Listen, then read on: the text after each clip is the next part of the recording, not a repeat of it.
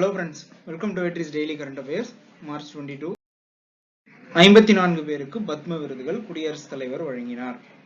இந்தியாவின் முதல் முப்படை தளபதி பிபின் ராவத் மறைவுக்கு பின்னர் பத்ம விபூஷன் விருது காங்கிரஸ் மூத்த தலைவர் குலாம் நபி ஆசாத், டாடா குழும தலைவர் என் சந்திரசேகரன் உட்பட 54 பேருக்கு பத்ம விருதுகளை குடியரசுத் தலைவர் ராம்நாத் கோவிந்த் வழங்கினார். கீதா பிரஸின் முன்னாள் தலைவர் மறைந்த ராதேஷ்யாம் கேம்சாவுக்கு வழங்கப்பட்ட பத்ம விபூஷன் விருதை அவரது உறவினர் பெற்றுக் கொண்டார். 125 வயது யோகா பயிற்சியாளர் சுவாமி சிவானந்தாவுக்கு பத்மஸ்ரீ விருது வழங்கப்பட்டுள்ளது. தமிழகத்தைச் சேர்ந்த கவிஞர் சிற்பி பாலசுப்ரமணியம், திருச்சி விராலிமலையைச் சேர்ந்த சதிர் நடன கலைஞர் முத்துக்கண்ணம்மாள், திருச்சியை சேர்ந்த கிளாரினெட் கலைஞர் AKC நடராஜன் ஆகியோருக்கு பத்மஸ்ரீ விருதை குடியரசுத் தலைவர் வழங்கினார். நாட்டின் குடியரசு தினத்தையொட்டி ஆண்டுதோறும் பத்ம விருதுகள் வழங்கப்படுவது. நிகழாண்டு மொத்தம் 128 பேருக்கு பத்ம விருதுகள் அறிவிக்கப்பட்டன. அதில் 4 பத்ம விபூஷன் விருதுகளும் 17 பத்ம பூஷன் விருதுகளும் 107 பத்மஸ்ரீ விருதுகளும் அடங்கும். இதில் முதல் கட்டமாக 54 பேருக்கு திங்கட்கிழமை விருதுகள் வழங்கப்பட்டுள்ளன. நாட்டின் உயரிய விருதான பாரத ரத்னா விருது இந்த ஆண்டு யாருக்கும் அறிவிக்கப்படவில்லை. 2019 இந்த விருது முன்னாள் குடியரசுத் தலைவர் பிரணாப் முகர்ஜிக்கு வழங்கப்பட்டுள்ளது. லேட்டஸ்ட் டேரி ஆஃப் ஈவென்ட்ஸ்ல உலக டவுன் சிண்ட்ரோம் மரபணு நோய் விழிப்புணர்வு தினம் அப்படின்னு ஒரு தினம சென்னை ஸ்டான்லி மருத்துவமனையில கொண்டாடுறாங்க. சாதாரணமா 23 ஜோடி குரோமோசோம்களுடன் தான் குழந்தை பிறக்கும். ஆனால் டவுன் சிண்ட்ரோம் மரபணு நோய் குறைபாடு அப்படின்றது 21வது குரோமோசோமில் 2க்கு பதிலாக 3 குரோமோசோம்கள் இருக்கும். இதனால் டவுன் சிண்ட்ரோம் நோய் குறைபாட்டோடு குழந்தைகள் பிறக்கின்றன. இவ்வாறு பிறக்கும் குழந்தைகளுக்கு உடலியல், வளர்ச்சி, சிந்தனை திறன் உள்ளிட்டவையில் சீரான வளர்ச்சி இருக்காது. சராசரியாக 1000 குழந்தையில் ஒரு குழந்தைக்கு இந்த டவுன் சிண்ட்ரோம் மரபணு நோயை பிரச்சனை ஏற்படுது. இது மருத்துவ சிகிச்சை மூலமா குணப்படுத்த முடியாது அப்படின்னு சொல்றாங்க. இது குறித்து நம்ம விழிப்புணர்வு தான் ஏற்படுத்தணும். டவுன் சிண்ட்ரோம் குழந்தைகளுக்கு தகுந்த பயிற்சியும் பராமரிப்பும் அளிப்பதன் மூலம் வாழ்வியலை மேம்படுத்த முடியும். தமிழகம் முழுவதும் 34 மாவட்டங்களில் நோயை கண்டறிவதற்கான சிறப்பான மையங்கள் ஏற்பாடு செய்யப்பட்டுள்ளது. தாமதமான திருமணம், நெருங்கிய உறவினர்களிடையே நடைபெறும் திருமணம் போன்றவை இந்த நோய்க்கு முக்கிய காரணிகளாக உள்ளன. World Down syndrome day March 21ஆம் தேதி 2022ஆம் ஆண்டிற்கான டே செலிப்ரேட் பண்ணியிருக்காங்க. இந்த theme of world Down syndrome day இந்த வருஷம் 2022ஆம் ஆண்டிற்கான மைய கருத்து இன்க்ளூஷன் மீன்ஸ் அப்படின்னு ஒரு மைய கருத்து செட் பண்ணியிருக்காங்க. ரொம்ப முக்கியம், டேட்டும் ரொம்ப முக்கியம். மார்ச் 21 அதனுடைய மைய கருத்து இன்க்ளூஷன் மீன்ஸ் அப்படின்றதும் முக்கியம். தமிழ்நாடு ஸ்கீம்ஸ்ல சாலை விபத்துகளில் உயிரிழப்பை தடுக்க தீவிர நடவடிக்கை முதலமைச்சர் பேரவையில் அறிவிக்கிறார். இதற்காக தமிழ்நாடு அரசு செயல்படுத்திட்டு இருக்க இன்னுயிர் காப்போம் நம்மை காக்கும் 48 அப்படின்ற திட்டத்தை முதலமைச்சர் விரிவா விளக்குறாங்க. இந்த திட்டத்தின் மூலமா விபத்துகளில் சிக்கியுடையவருடைய உயிர் காப்பாற்றப்படுகின்றது. அரசு மருத்துவமனைகளில் 29,142 பேரும், தனியார் மருத்துவமனைகளில் 4,105 பேரும் சிகிச்சைக்காக அனுமதிக்கப்பட்டு மொத்தமாக 33,247 பேர் இது வரைக்கும் சிகிச்சை பெற்றிருக்காங்க. இந்த நம்பர் மாறக்கூடியது. திட்டம் ரொம்ப முக்கியமானது. திட்டம் எங்கே துவங்கப்பட்டது? செங்கல்பட்டு மாவட்டம் மேல்மருவத்தூர் மருத்துவ கல்லூரி மற்றும் ஆராய்ச்சி மையத்தில் இந்த திட்டம் நவம்பர் மாதம் துவங்கி வைக்கப்பட்டது. 21 நவம்பர் 2021 துவங்கி வைக்கப்பட்ட திட்டம். ஒரு விபத்து ஏற்படுது அப்படின்னா அந்த இடத்துல ஒரு 48 மணி நேரத்துக்கு அந்த ஒரு விபத்தில் பாதிக்கப்பட்ட நபருக்கான எல்லா சிகிச்சைகளுக்குமான கட்டணத்தை அரசே ஏற்கும் அப்படின்ற திட்டத்தை தமிழகம் முழுவதும் 609 மருத்துவமனைகளில் முதலமைச்சர் ஸ்டாலின் தொடங்கி வைக்கிறார். இதுல தமிழ்நாட்டை சேர்ந்தவர் மட்டும்தான் பயன்பெற முடியுமா? தமிழ்நாட்டினுடைய எல்லைக்குட்பட்ட பகுதியில் விபத்துக்குள்ளாகும் வெளி மாநிலத்தை சேர்ந்தவர், வெளிநாட்டினை சேர்ந்தவரா இருந்தா கூட தமிழ்நாட்டில் இருக்க இந்த 609 மருத்துவமனைகள்ல இந்த திட்டத்தின் மூலமாக பயன்பெற இயலும். ப்ரொஃபைல் ஆஃப் ஸ்டேட்ல மணிப்பூர் முதல்வராக பிரேம் சிங் பதவியேற்பு. ப்ரொஃபைல் ஆஃப் ஸ்டேட்னு பார்க்கும்போது ரொம்ப முக்கியமானது அந்த ஸ்டேட்டோட கேபிட்டல் இம்பால். அந்த ஸ்டேட்டோட கவர்னர் எல் கணேசன் தான் அவருக்கு பதவி பிரமாணம் செஞ்சு வச்சிருக்காரு. தமிழ்நாட்டை சேர்ந்தவர், மணிப்பூர் மாநிலத்தினுடைய ஆளுநராக பணிபுரிஞ்சு வராரு. முதலமைச்சராக பிரேம் சிங் பதவி ஏற்றிருக்காரு. வேர்ல்டு ஆர்கனைசேஷன்ல உலக நாடுகளுக்கிடையே ஒத்துழைப்பு. ஐநா ஆலோசனை குழுவில் இந்திய பொருளாதார அறிஞர்.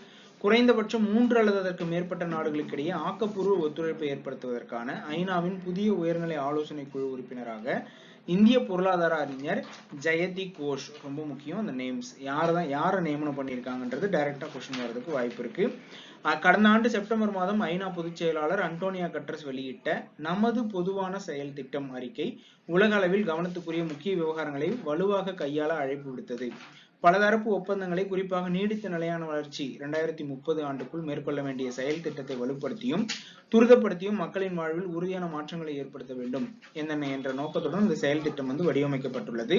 இதில் குறைந்தபட்சம் 3 அல்லது அதற்கு மேற்பட்ட நாடுகளுக்கிடையே ஆக்கப்பூர்வமான ஒத்துழைப்பை ஏற்படுத்துவதற்காக ஐநா பொதுச்சபையில் 12 பேர் அடங்கிய புதிய உயர்நிலை குழு அமைக்கப்பட்டுள்ளது.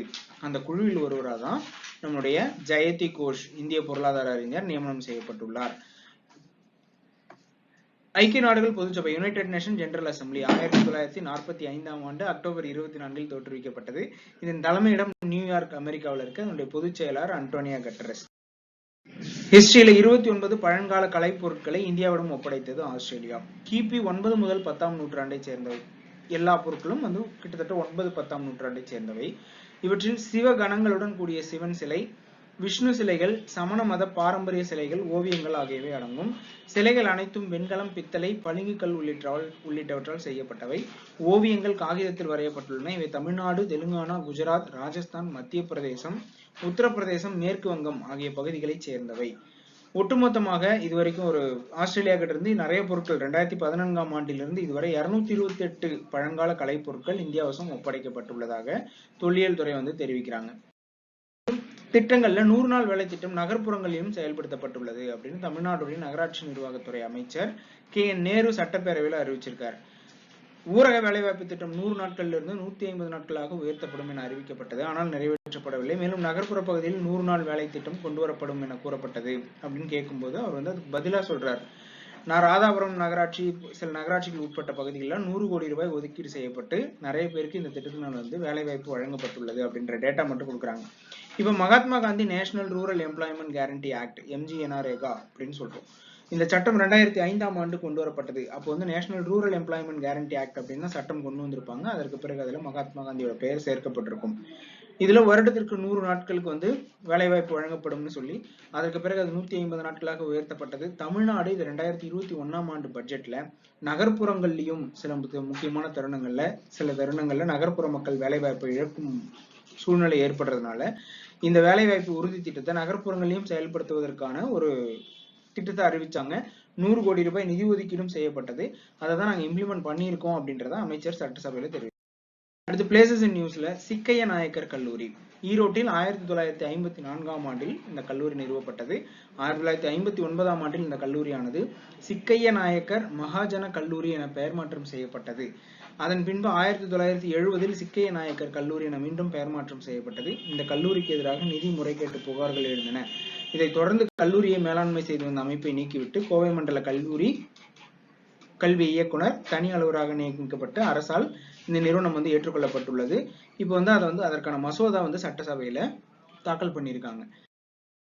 நியூஸ்ல சீனாவில் 132 பயணிகளுடன் விமானம் நொறுங்கி விபத்து. சீனாவில் 132 பயணிகளுடன் சென்ற 737 போயிங் விமானம் குவாங்ஜிவாங் பகுதியில் திங்கட்கிழமை விழுந்து நொறுங்கியது அப்படின்னு அந்த பிளேஸ் மட்டும் எந்த பகுதியில் குன்மிங் அப்படின்ற பகுதியிலிருந்து குவான்ஜுவாங் அப்படின்ற பகுதியில் விழுந்து நொறுங்கி இருக்கு. சீனாவோட எந்த பகுதின்றது மட்டும் தெரிஞ்சுக்கோங்க.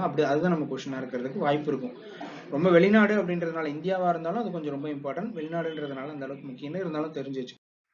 TNPSC தேர்வுக்கான தினசரி நடப்பு நிகழ்வுகளை உடனுக்குடன் அறிந்து கொள்ள எங்கள் சேனலை சப்ஸ்கிரைப் பண்ணுங்க.